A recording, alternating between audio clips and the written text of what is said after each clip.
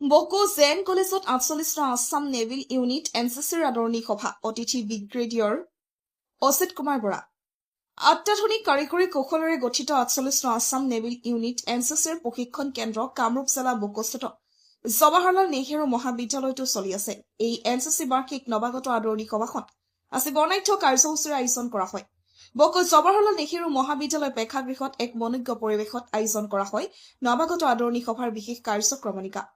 নৱাগত আদৰণি সভাৰ বিশিষ্ট অতিথি ব্ৰিগেডিয়াৰ অচিত কুমাৰ বৰা মহাবিদ্যালয়খনৰ অধ্যক্ষ ডক্টৰ তপন দত্তৰ আদৰণি ভাষণেৰে এনচিচি বিভাগৰ উদ্যোগত আয়োজন কৰা অনুষ্ঠানত এনচিচিৰ প্ৰশিক্ষণত নিয়মানুৱৰ্তিতা প্ৰকাশ কৰা কেডেটক সন্মান প্ৰদান কৰা হয়। অনুষ্ঠানত অতিথি এ কে বৰাই এনচিচিৰ জৰিয়তে মানৱ সম্পদ গঢ়াৰ লগতে এজন সুনাগৰিক হোৱাৰ পৰামৰ্শ দিয়ে। News desk report Luitpuriya voice.